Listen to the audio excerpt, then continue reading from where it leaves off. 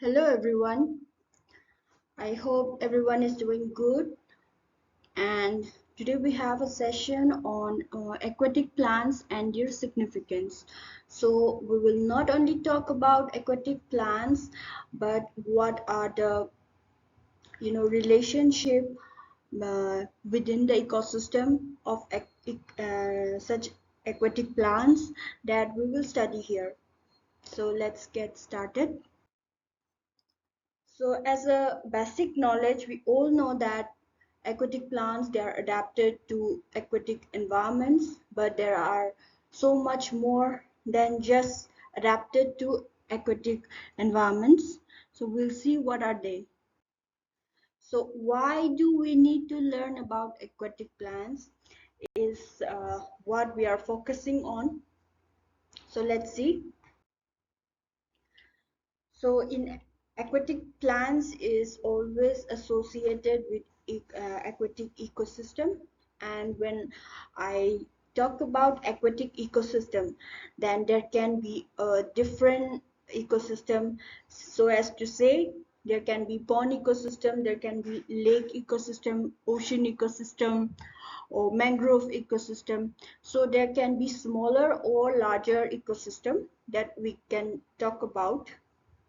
So we already know that plants are the primary producers, but when we talk about aquatic ecosystem, they produce oxygen, they produce food, and they produce shelter for the surrounding aquatic fauna, as well as aquatic some of the aquatic flora. So we will talk about it. So that is why this is the basic, or this is the very important base of studying the aquatic plants. So aquatic plants can be differentiated into different parts. That is, they can be algae, they can be submerged plant, they can be free floating, attached floating, and emergent plants. So we'll learn more about this differentiation. So here we will see algae first. So algae are microscopic organisms, and above that they can photosynthesize and they can produce their own food. So they are the primary foundation of the food chain. Next is the submerged plant. Submerged plant is very important, or they have a different characteristics adapted, and because they thrive underneath the water, so they have very significant physiological variations than other aquatic plants. So we'll see about it. And then in floating aquatic plants, there can be attached floating and free floating. So in free floating, you will find that the roots are and the whole plant, they float on top of the water, and they are not attached to ground. But in attached floating, you will find that the ground, the roots are attached to the ground, and the leaves and the flowers, they protrude on the surface of the water body or above the water body. So these are floating attached, and they have their own significance. And lastly, the emergent plants. So the emergent plants, they thrive in shallow water, where some parts of the plant, they thrive underneath the water, but the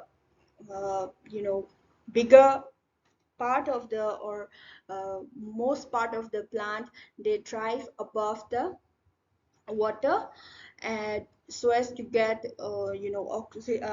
air and sunlight, and it is very important. So these emergent plants also have very important significance for wildlife. So let's see. So like I said, submerged plants have very significant difference. So we'll talk about some of the differentiation that aquatic plants have than other terrestrial plants, or within the aquatic plants itself. So let's talk about submerged plants. So in a animal skin or in an animal cell, we have a covering that protects the cell. So likewise in plant cells, they have a layer known as cuticle layer. So this cuticle layer is the outermost layer, and it protects the cell plant cell. So what it does is it protects from diffusing any molecules or water body, water molecules outside. So it is a layer to keep a barrier between the outer environment and the inner environment. So in this case, in submerged plant, they do not have such cuticle layer because there is no need for such cuticle layer, because there is no need that water will be lost. So that is why they have adapted themselves so as to have no cuticle layer. So that is one differentiation. Then in plants, and you will see that there is a xylem, there is phloem. So xylem, what it does is it transports water and minerals, right? So in submerged plants, they do not need such kind of part in the cell. So it lacks xylem. So they do not use transportation through xylem. So they do not have, they're adapted in such a way that they do not have the xylem.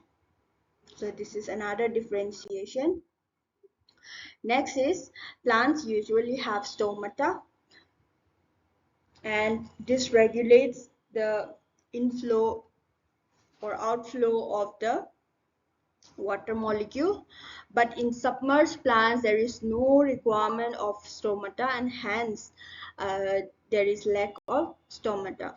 So this is another differentiation for submerged plants, because they thrive inside the water. So there are different kind of differentiation of different plants, not only for submerged plants but also in emergent plants. So when I say emergent plants, like I said, they grow in a shallow water, so that some part of the plant they thrive inside the water, and the other parts or most part of the water they most part of the plant they are protrude above the water surface, so as to get sunlight and air. So it is very necessary to get sunlight and air. Otherwise, when the whole plant is covered with water, then they won't be able to thrive well. So that is the important part of the emergent plants. And the third is floating plants. They need to float. They usually have broad leaves so as to get sunlight. So they do not stick inside the ground. So that is a very significant part of the floating plants. So this is some of the significance or this differentiation among the aquatic plants from the terrestrial plants. So this is what we talked about. There are different types of aquatic plants. We'll see what are their significance. So let's start with algae. So we can start with algae, submerged plant, emergent plant, attached floating, and floating. So it goes up in such a way. In algae, as we talked about, it is the foundation in a food chain, because what they do is they transform chemical energy, they transform inorganic substances into small organic substances, which can be again absorbed by further higher plants. So they are considered as the primary uh, level of the food chain. So here is the significance of the algae. Next is the submerged plant. Like we have talked about different adaptations of the submerged plant. So they also lack stem rigidity, and this is also another kind of adaptation because they do not require their stem to be stiff like other uh, aquatic plants or terrestrial plants, and they have a very important significance as a habitat to wildlife. So in emergent plants, yes, they are also, yes, again, these plants have a very significant role in the wildlife habitat, but there is a differentiation between the habitat for submerged plant as well as the habitat for emergent plants. We'll talk about it. Next is the attached floating. So the very important significance of this attached floating is it creates or it aids to the aesthetic quality because of their showing flowers, and more than that, they are also a food for many wildlife, or as to say waterfowls. So that is the very important significance of the attached floating plants. And then lastly, floating plants. So in floating plants, they can be a food for wildlife, but most important significant of floating plants is that they absorb heavy metals or any pollutants from the environment. So we'll see what are different significance of such floating plants. So first let's talk about algae. And before this, I would like to say that anything in excess is going to create a nuisance or create an imbalance in the ecosystem. So be it any level, but they have to be in balance to create harmony in the ecosystem. So in algae, like I said, they are the foundation of food chain, and they help or they promote growth and spread of other aquatic lives. They create a habitat of food for different species, and like I said, they play a key role in assimilating and transformation and sedimentation of chemical elements. So they will create a space to thrive other higher organisms. So this is a basic significance of the algae. So they create an abundance and availability of nutrients and trace elements. So these are the important points to be noted for algae. And there are different kinds of algae like green algae, red algae, blue-green algae, diatoms. So these are different types of algae I've mentioned here. And like I said, anything is in excessive is going to create an imbalance. The excessive planktonic algae, when it is very much increased, then the light penetration in the water body is going to decrease, and that will affect the lives inside the water body. So this is about algae, and here I'm showing you green algae first, and then lower part is the red algae, and then the blue-green algae and the diatoms. So these are some of the examples. Here we'll talk about submerged plants. So submerged plants, they have a very important significance when it comes to providing protection for small fishes. Uh, they protect from predators, and they keep a balance between the prey predator relationship. They also provide food sources for many invertebrates. They provide a long-term storage of nutrients, and you'll find that many of the waterfowls or birds, they will come and search for their food in areas where the submerged plants they thrive.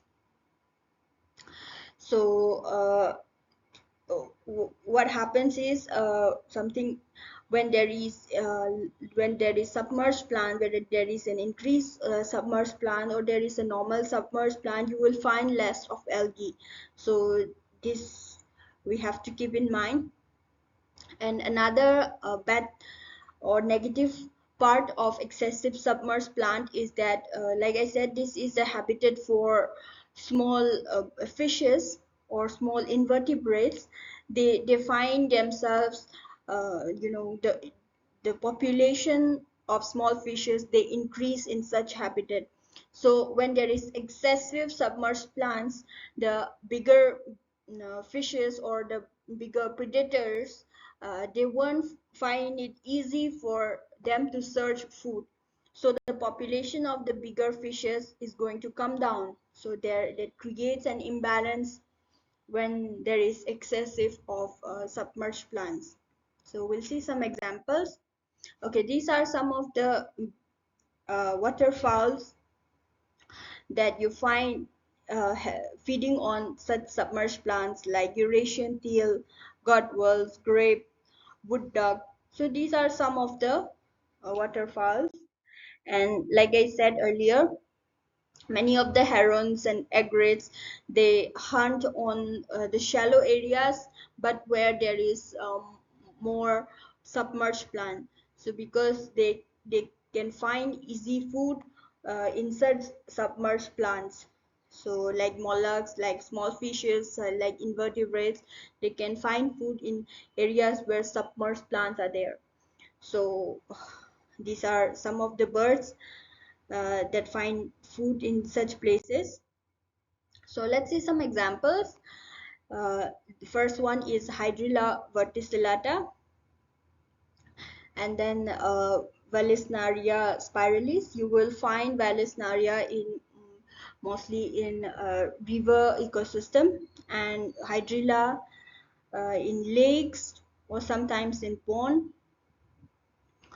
But yes, increased Hydrilla verticillata is very common because it is also an invasive plant. So they have a very high growth rate. So they have the capability to create such imbalance in the ecosystem. The next example is Otelia alismoides, Ceratophyllum demersum, then Potamogeton octandrus. So let's talk about emergent plants. In emergent plants, like I had said, so they thrive on shallow water and they protrude themselves above water for sunlight and air, and they are very important with respect to habitat for wildlife. And when I say wildlife, they can be waterfowls or non-waterfowls, because there are many birds like sparrow, munia, and wrens which are not water birds, but they nest near such places. And there can be water birds like herons. They utilize emergent plants as a habitat during migration. And then there is different kinds of emergent plants such as nutsedges and non other plants like Ipomia carnea. There are many other examples that attract many water birds. So above that, they can also be a fodder for many herbivorous animals. So we'll see about it. So these are some of the examples of birds that nest as well as that find food near the emergent plants. First is white-breasted water hen, black-winged stilt, moor hen, Indian pond heron, Eurasian coot, purple swamp hen. These are some of the examples. Then again, this is a purple heron, and like I said, the herbivores, they come and find food near the emergent plants.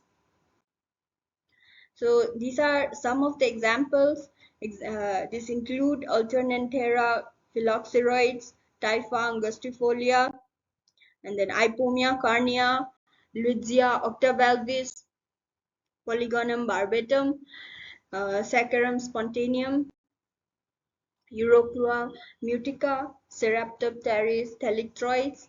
So these are some of the examples of emergent plants like Cyperus platystylis. So this is about the emergent plants, and now we'll see attached floating plants. So the significance of attached floating plants is that it adds to aesthetics, because many of them they have these showy flowers, beautiful, colorful flowers. For example, there are different kinds of lilies, different kinds of lotus.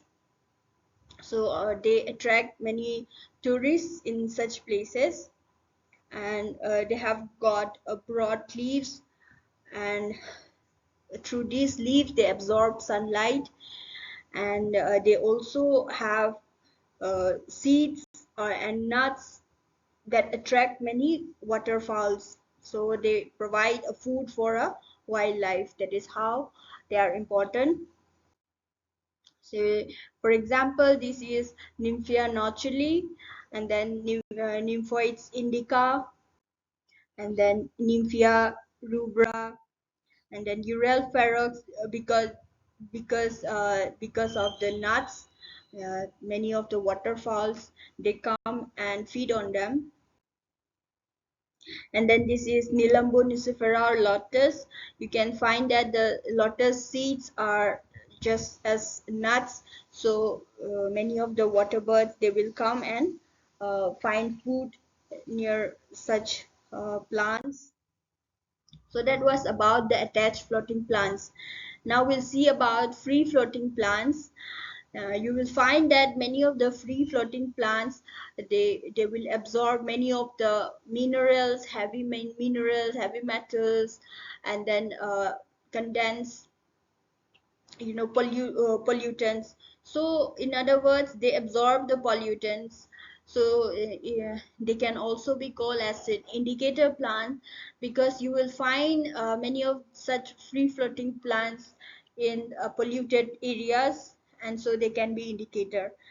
So many of these can also be invasive plants. So because there is more of nutrients, more of minerals, they easily thrive well and their population increases. So this we can take it as an indicator to clean up such places. So that is why they are also called as the indicator plants.